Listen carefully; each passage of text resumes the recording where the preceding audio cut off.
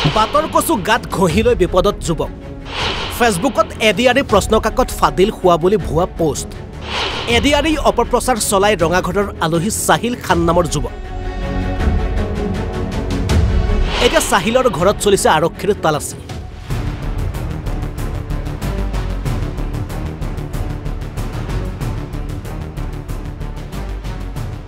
ADR পৰীক্ষালৈ মাজত মাত্ৰ কেইটামান দিন দিনে নিশাই কষ্ট কৰি পৰীক্ষাৰ বাবে প্ৰস্তুতি চলাইছে হাজাৰ হাজাৰ পৰীক্ষাৰ্থী তাৰ মাজতে সাহিল খানৰ এটা ফেচবুক পোষ্ট এডিআৰি প্ৰশ্নকাকত ফাদিল হোৱা বুলি সাহিল খানৰ এই ভুৱা পোষ্ট তথা বিভ্ৰান্তিকৰ ফেচবুক পোষ্টত লাগিল হাহাকাৰ লগে লগে আৰম্ভ হ'ল আৰক্ষীৰ অনুসন্ধান অৱশেষত আৰক্ষীয়ে ভৰি পৰিল সাহিল খানৰ ঘৰ সাহিলৰ আছে অন্য এটা নাম সুৰাত জামা আৰক্ষী অৰ্ধসামৰিক বাহিনীৰ বৃহৎ দলে সাহিলৰ কলিয়াখালৰ ঘৰত চলাইছে তালাচী এডিআৰিৰ ভুৱা তথ্য তথা বিভ্ৰান্তিকৰ পোষ্ট কৰাৰ অভিযোগত অৱশেষত সাহিল খানক গ্ৰেপ্তাৰ কৰে আৰক্ষীয়ে সাহিল খানক চলাইছে এতিয়া মাৰাথন জেৰা এতিয়া কথা হ'ল ফেচবুক চলাই থাকক কিন্তু হাজাৰ হাজাৰ পৰীক্ষাৰ্থীৰ জীৱনৰ সৈতে জড়িত হৈ থকা নিযুক্তি পৰীক্ষাক লৈ ভুৱা অপপ্ৰচাৰ কিয় অৱশেষত তাৰেই ফল হাতে হাতে পালে সাহিল খান নামৰ এইগৰাকী যুৱকে আমাৰ এটা ফেচবুক পোষ্ট এটা অহা বুলি আমি গম পাওঁ য'ত আমাৰ ইয়াত এজন ব্যক্তি আছে সুৰজ জামত তেখেতে ক'বলগীয়া যিটো আমাৰ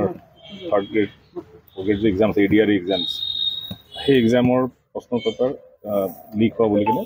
এটা পোষ্ট দিছিলে এইটো ফেক মিছা হেৰি বাট এইটো আমাৰ যিহেতু ইমান ইম্পৰ্টেণ্ট এক্সাম আৰু ষ্টুডেণ্টছ বহুতে এপ্লাই কৰিছে তেওঁলোকৰ মনোবল ভাঙে বা এইটো এটা অপৰাধ হয়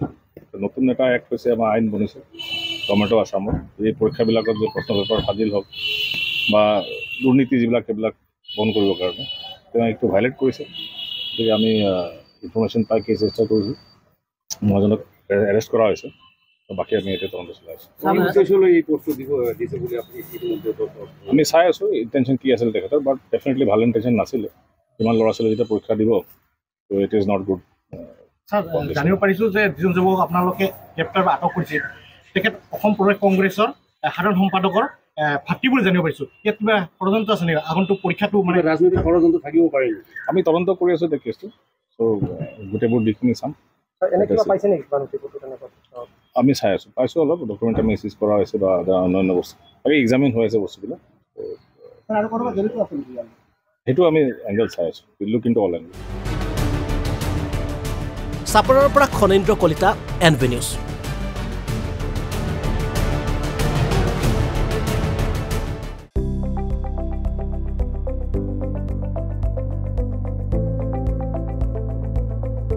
NB নিউজ